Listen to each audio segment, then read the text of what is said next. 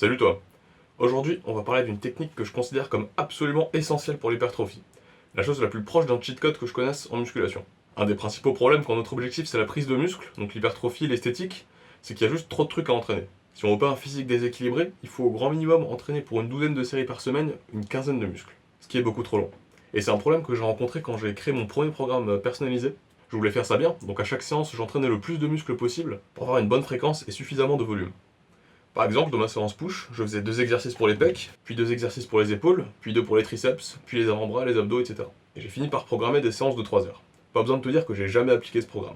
J'ai pas 3 heures à dépenser comme ça 6 jours par semaine. J'avais donc le choix entre me tuer à la salle pour tout bien m'entraîner, ou grandement diminuer le nombre d'exercices, donc faire l'impasse sur certains groupes musculaires.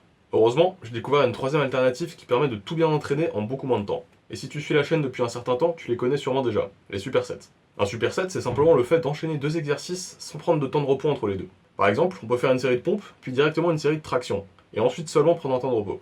Ça permet de diviser le nombre de temps de repos par 2. Et vu que la majorité du temps qu'on passe à la salle, c'est les temps de repos, tu diminues la durée de tes séances par 2 ou presque. C'est indispensable pour le bodybuilding, donc la prise de muscle. Parce qu'on cherche à entraîner tous ces muscles, et le facteur limitant, ça devient donc le temps qu'on a à notre disposition pour faire ça. Et avec les supersets, tu peux faire beaucoup plus en moins de temps. C'est essentiel quand on a un job, ou juste une vie en dehors de la salle. C'est la seule manière de suffisamment s'entraîner pour bien progresser. Ça permet d'avoir un volume suffisant sur les muscles qu'on veut prioriser aussi. C'est vraiment un outil indispensable. Mais à part le gain de temps, les supersets ont aussi d'autres avantages.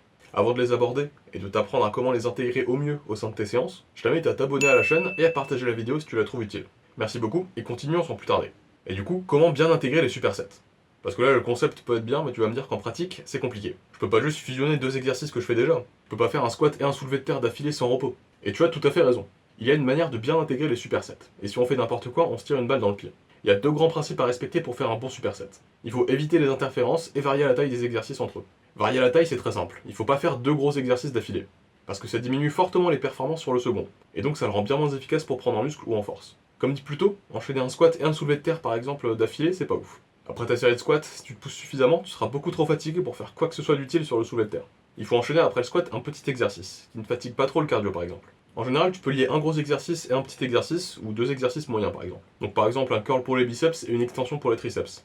Et un petit exercice, ce serait une petite isolation pour un groupe musculaire plutôt petit. Mais il faut faire attention à respecter le second principe, et éviter les interférences. Il faut éviter de mettre en superset 2 exercices qui utilisent les mêmes muscles. Parce qu'une fois de plus, on diminue fortement la performance sur le second exercice du coup. C'est une autre raison pour laquelle un superset squat soulevé de terre marche pas. Il y a beaucoup trop de chevauchement entre les muscles utilisés. Les deux utilisent le bas du dos, les fessiers, les ischio-jambiers, etc. Un curl et une extension, ça marche très bien parce que si tu les fais correctement, il n'y a aucun overlap entre les muscles utilisés. Les biceps et les avant-bras sont un peu travaillés par le curl, et surtout les triceps pour l'extension. Tant que tu respectes ces 2 principes, tu peux superset n'importe quoi. Par exemple, après un squat, tu peux directement faire des élévations latérales, après des dips, tu peux faire des tirages horizontaux, etc. Tu peux faire des supersets antagonistes, c'est-à-dire enchaîner des mouvements opposés. Ou alors pas du tout, tu peux juste faire des exercices qui n'interfèrent pas entre eux. Des mouvements opposés, c'est par exemple un mouvement de poussée horizontale, comme le développé couché, et un mouvement de tirage horizontal, comme un row à la barre. Ou alors ça peut être aussi de la poussée verticale, donc par exemple du développé militaire, et de la tirée verticale, un mouvement de tirage vertical, comme les tractions. Ça permet de faire 2 mouvements d'importance égale, donc 2 plutôt gros exercices, tout en étant sûr qu'ils n'interfèrent pas entre eux, vu qu'ils utilisent des muscles opposés. Et ça a peut-être même de petits bénéfices au niveau de la performance. Comme autre exemple de mouvement antagoniste, t'as la flexion et l'extension du coude, donc plier et déplier le coude, la flexion et l'extension du genou, donc c'est pareil mais pour le genou, ou encore l'adduction et l'abduction de la hanche. Mais tu peux aussi faire un superset entre juste 2 exercices qui n'interfèrent pas entre eux, même s'ils ne sont pas complémentaires. Comme les squats et les élévations latérales, le développé couché et les mollets, ou les biceps et les abdos. Ça diminue pas les performances, ça permet de gagner du temps. Et encore un gros bénéfice, c'est que ça permet de caler quelque part dans ton programme tous les petits exercices qu'on skip en général. Donc tous les trucs qu'on met en général à la fin de son programme et qu'on fait jamais, comme les mollets, les abdos, etc. J'avais d'ailleurs déjà fait une vidéo sur le sujet. Mais au début, ça peut être un petit peu difficile de faire des supersets, pour une raison extérieure à eux. Le cardio. Ou plutôt le manque de cardio. Tu seras peut-être un petit peu essoufflé au début, en enchaînant tous ces exercices sans repos pour la première fois. Mais c'est aussi un avantage caché des supersets. Ils permettent d'augmenter ta capacité de travail, donc ton endurance et ton endurance musculaire, puisque tu les habitues à un travail plus intense pour le système cardiovasculaire en enchaînant ces exercices comme ça sans temps de repos. C'est aussi pour ça qu'enchaîner 2 gros exercices c'est très difficile, même s'ils n'interfèrent pas entre eux, comme un développé couché et un soulevé de terre. En théorie tu pourrais, mais ils sont si fatigants globalement dans tout ton corps que tu perdrais sûrement de la performance quand même. Donc les supersets permettent de faire plus de volume en moins de temps, de ne plus perdre 80% de sa séance en temps de repos, d'améliorer son endurance, de ne plus skip les petits muscles, et le tout sans perte de performance sur tes exercices. On pourra alors se dire que c'est génial et qu'on peut enchaîner 3, 4, 5 exercices au lieu de seulement 2. Ça existe et ça s'appelle des giant sets. et ça peut être très efficace. Moi-même dans mon programme, qui est comme tu peux le voir exclusivement composé de supersets, j'en intègre quelques-uns. Ça permet effectivement d'économiser encore plus de temps, puisqu'on enlève le temps de repos de 2 exercices au lieu d'un seul. Mais ça peut être une épée à double tranchant, ça commence à être vraiment très demandeur pour le cardio. C'est pour ça que je le fais que avec des petits exercices associés à un seul gros. Par exemple le lundi je fais développé couché, puis neck curl pour la nuque, donc petits exercices d'isolation, et après finger curl pour les avant-bras, donc petit exercice d'isolation. Donc ça peut se faire si on a vraiment un bon cardio, et au bout d'un moment, quand on enchaîne 4 ou 5 exercices d'affilée, on peut même faire toutes ces séries d'affilée sans temps de repos, ce qui est la forme finale du gain de temps, mais qui peut être impossible vu la fatigue engendrée par ces exercices. Et ça nous amène à discuter de quand est-ce qu'il ne faudrait pas utiliser les supersets. Tu peux les intégrer partout à ton programme, et ça fait plus de volume presque gratuitement.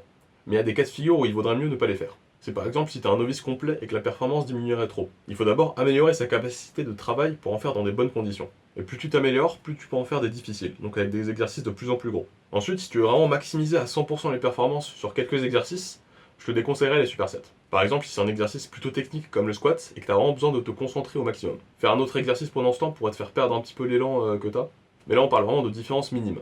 Si ton objectif c'est pas la pure prise de force et la pure performance, tu peux faire des supersets, ce sera plus avantageux dans la majorité du temps. Donc voilà pour cette technique secrète, très simple et pourtant extrêmement efficace, les supersets. Bien utilisés, ils permettent d'aller beaucoup plus loin en bodybuilding pour la grande majorité de la population, celle qui n'a pas le temps de passer sa vie à la salle. Ça permet de diviser le temps de tes séances, d'améliorer ton endurance, et le tout en ne diminuant pas la performance sur tes exercices, donc en ne les rendant pas moins efficaces. Tu peux aussi utiliser les giant sets si t'en es capable. Ils sont pas forcément nécessaires, mais pour accumuler un peu plus de volume, ils peuvent être très utiles. Merci d'avoir regardé la vidéo. Si elle t'a été utile, tu peux t'abonner, poser tes questions en commentaire, la partager à un pote qui fait des séances de 3 heures, et aller voir les autres vidéos de la chaîne.